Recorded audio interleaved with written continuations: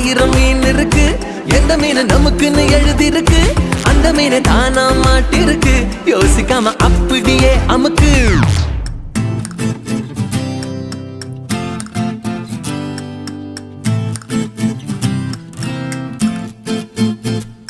நீதம் தோணும் ஆசைகள் 100, அந்த 100 ஆசையும் உன்னை சார்ந்தவைதான்.